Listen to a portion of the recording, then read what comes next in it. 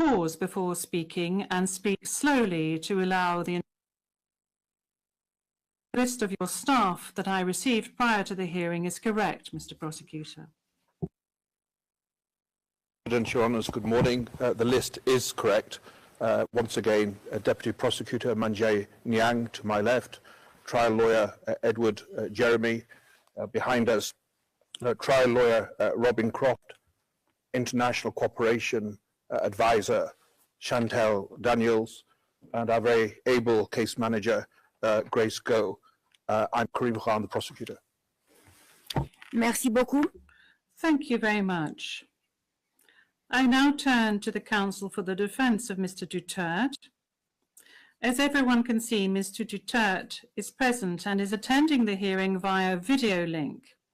As Mr. Duterte made a long journey involving a considerable time difference, the chamber authorized Mr. Duterte to follow the hearing at a distance. His counsel, however, is present with us in the courtroom. Thank you, counsel. Please introduce yourself. Good afternoon, Your Honors. I am Salvador C. Medjaldea, counsel for Rodrigo Roa Duterte. Merci beaucoup. Thank you very much. Thank you very much, counsel. I will now introduce the chamber. By my side,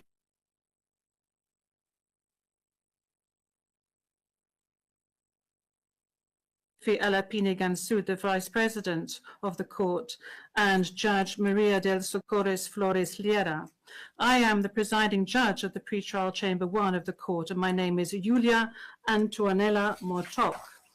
Now, I would like to speak to you, Mr. Duterte. I'm speaking French, but you are receiving interpretation of what I'm saying in English. I understand that you are at ease in the English language and that the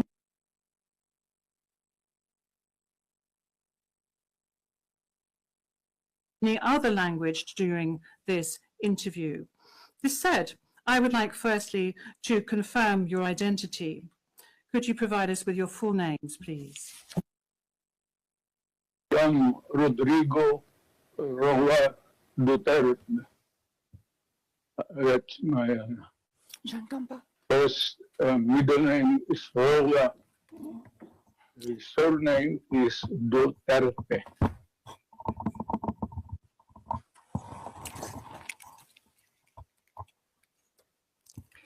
Merci beaucoup. Thank you very much. What is your date of birth? Again, ma'am.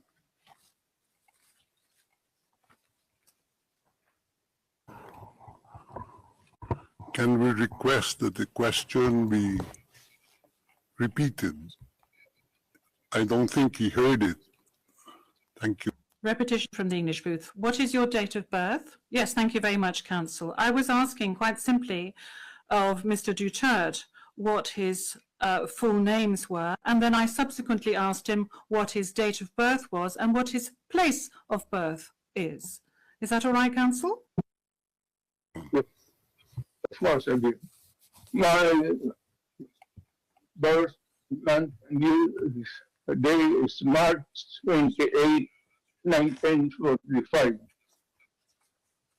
I was born in the province of Leyte in the Philippines.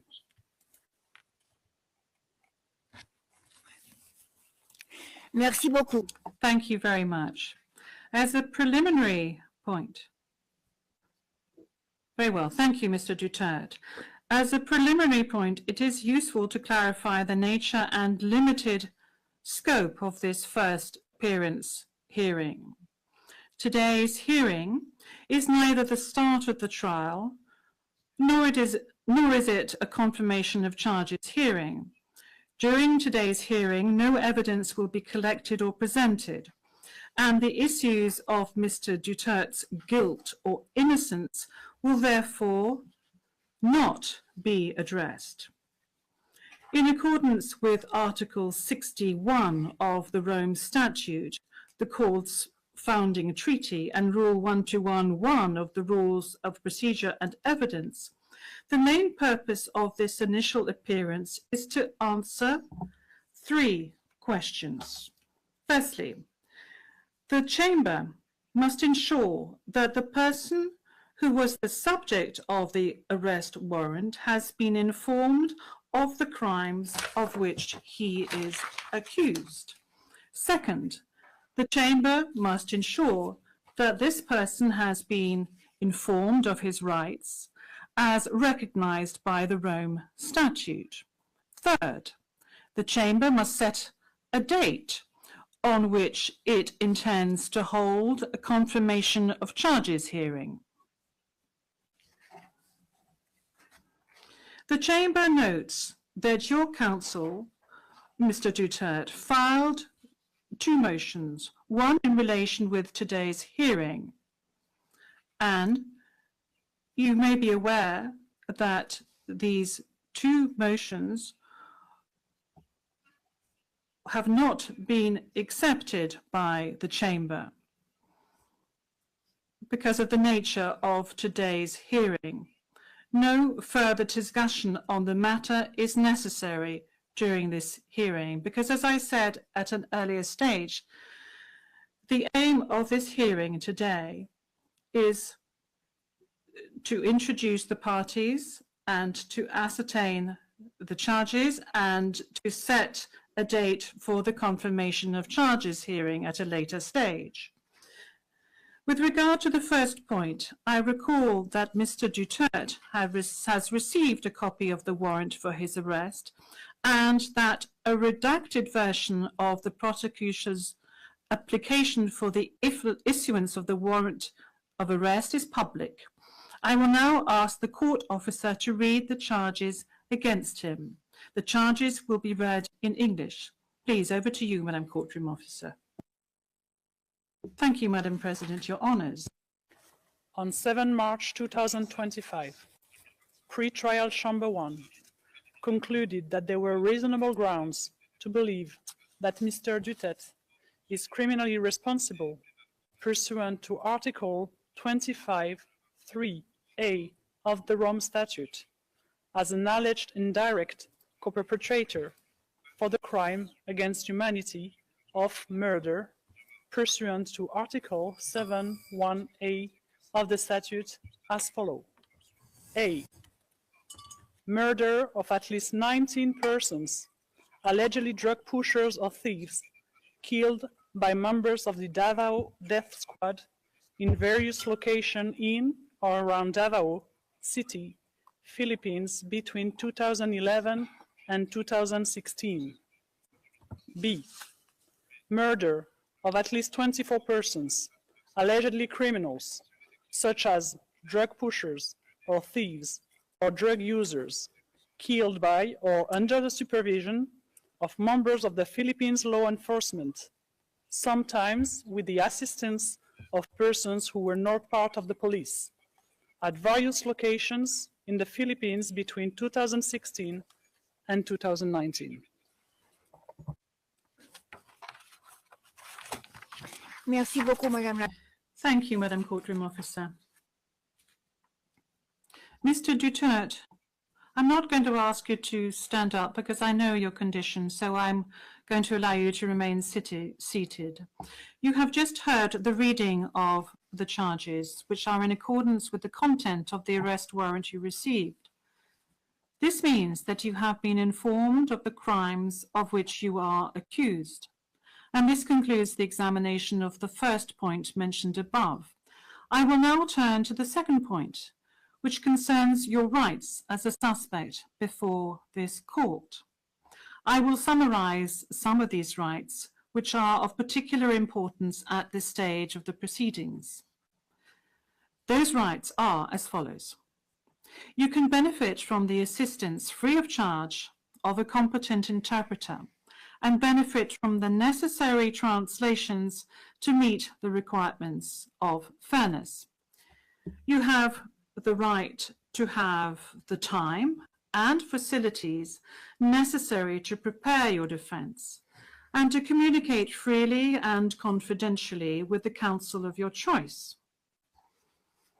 You have the right to remain silent and you cannot be forced to testify against yourself or to confess guilt.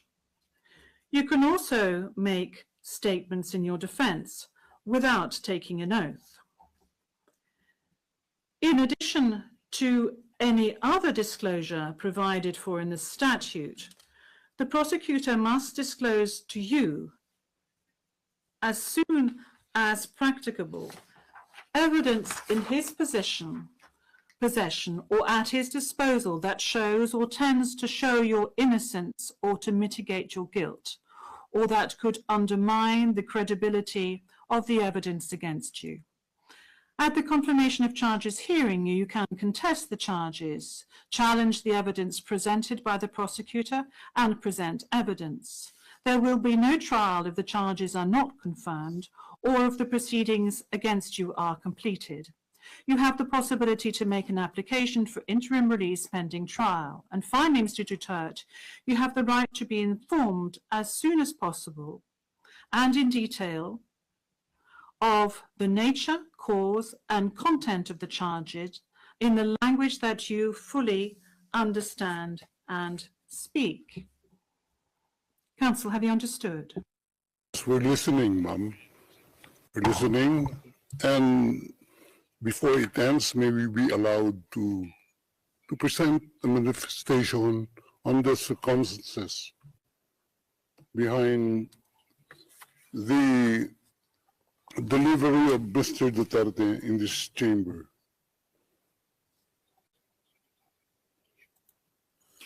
Oui, Maître, je dois d'abord demander. Yes, counsel. This is as part of the procedure. And as we've said since the very outset, I need to ask Mr. Duterte himself to make observations as to the condition of his surrender to the court and the conditions of his detention at the detention facility of the court since his arrival. If he can please tell us these details. Thank you. Can I? Oui, Maître. Oui. The presiding judge. Yes, counsel. Please. 2 days ago, the whole world has witnessed the degrading fashion in which a former president of a sovereign country was bundled into a private aircraft and summarily transported to The Hague. To us lawyers, this would be called an extrajudicial rendition. To the less legally inclined, it was a pure and simple kidnapping. My client was denied all access to the legal recourse in the country of his citizenship, and this all in the nature of political score settling. Two troubled entities struck an unlikely alliance, an incumbent president who wished to neutralize and choke the legacy of my client and his daughter on the other hand, and a troubled legal institution subject to delegitimization and desperate for a price cuts and a legal show today on the other hand. With this in mind, it is not surprising that my client was abducted from his country. ICC private jets do not drop out of the thin air. That jet which received my client was coordinated in advance. The UAE is not a state party to the ICC and has no obligation to cooperate with the court. Yet my client sat in transit in that country for more than 5 hours. I invite the registry's representative to present today in court to explain to the judges exactly how they believe this transfer was anything other than a gross abuse of process. Given the precipitous arrival of my client, an elderly man with debilitating medical issues, hard of hearing and poor of sight, he was taken to a hospital for observation. Only this morning have I met him for the first time with less than an hour to discuss legal issues. I have not been able to present him with a hard copy of the arrest warrant because we were not supplied with such. I have not even been able to explain to him what the prosecution requested when seeking the issuance of the arrest warrant. This is because the chamber only established a redacted version of the prosecution request last night. Other than to identify himself, my client is not able to contribute anything to this hearing. Most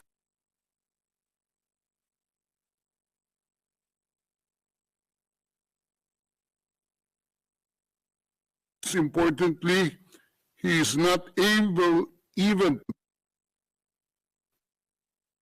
to sit with my client and to explain to him what a confirmation hearing is and what the disclosure is and how the prosecution alleges that he committed crimes.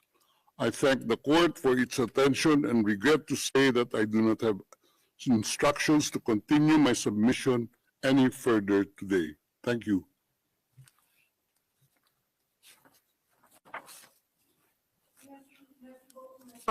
D'abord, concernant Thank you, Counsel. Now, with regard to the health issues of Mr. Duterte, I believe that the court has taken specific measures with regard to his health situation, and I note that subsequent to his arrest and when he arrived at the detention center, the court's doctor was of the opinion that you were fully mentally aware and fit, and that you have undergone further checks and tests at the detention facility. And when you broached health matters, that's saying that you were not able to come to the hearing, the doctors who consulted with you were of the opinion that Mr. Duterte was not in a position to come to the hearing physically, but that if he gave a written permission, he would be able to take part via video link. Now, that is with regard to the health matters that you just mentioned. They are very important, especially concerning the matter of age. Now, with regard to the rights of Mr. Duterte, we have before us the registrar's or the registry's report that says that Mr. Duterte has been informed of his rights, including Articles 66 and 67 of the Rome Statute, and that that he is aware of his rights and that he is also aware of the charges against him. We have before us the report of the registry saying that he was also aware of the warrant of arrest in the English language and that he is very well versed in the English language. Once again, you have the possibility of these charges being read in English, which was the case today. I have read to you in the French language the rights that he has, Mr. Duterte, before this court, and I'd like to specify once again that this is an initial hearing. In order for Mr. Duterte to be aware of his rights and the charges against him. And then there will be a full procedure that will unfurl leading up to the confirmation of charges that will enable Mr. Duterte to raise all the matters that you have just raised with regard to the warrant of arrest, with regard to the crimes committed, with regards to the charges, and any other matters associated with his arrest, and the matters of jurisdiction of the court. You have the opportunity to do this throughout these proceedings leading up to the actual confirmation of charges hearing. Now, counsel, with regard to your request for another hearing to be held next week, well, your initial request, that was, this was not accepted by the court. Now, you have seen the two decisions of the court that have been disclosed to you, and you are aware of the fact that these two decisions were refused. And this is by dint of the fact that this first initial appearance hearing does not need much preparation, as I have said to you on a number of occasions. I am now going to move on to the third stage, which is to set the date for the confirmation of charges hearing. After assessing all factors, including the need for the parties and participants to adequately prepare, as well as Mr. Duterte's rights, including his right to be tried within a reasonable time, the date for the commencement of the confirmation of charges hearing is September the 23rd, 2025. I would add that in accordance with Rule 1217 of the Rules of Procedure and Evidence, this date may be postponed by the Chamber depending on the progress of the proceedings, either on its own motion or at the request of the prosecutor or the defence. Before concluding this hearing, I would like to inform the parties of the next procedural steps. First, I would like to recall that in accordance with Rule 1212B of the Rules of Procedure and Evidence, the Chamber holds status conferences to ensure a small exchange of information under satisfactory conditions. These conferences are organised either ex officio or at the request of the prosecutor or the defence. Secondly, a set of decisions will be taken in a timely manner to ensure that the proceedings progress smoothly and expeditiously. More specifically, I am referring in particular to a decision on the arrangements and procedure for the disclosure of evidence, and a decision setting a timetable for the disclosure of evidence in such a way as to ensure orderly and efficient disclosure between the parties. In this regard, the Chamber orders the prosecutor to begin disclosing today the information on the basis of which the warrant of arrest was issued, and to complete this disclosure no later than within the next 7 days. The Chamber will also issue a decision on the participation of the victims who, according to the statute of the court and to the extent permitted by the Chamber, are authorised to present their views and concerns at this stage of the proceedings. We have come to the end of Mr. Duterte's first appearance hearing. I would like to thank all the participants in this hearing, the interpreters and the stenographers. This concludes today's hearing.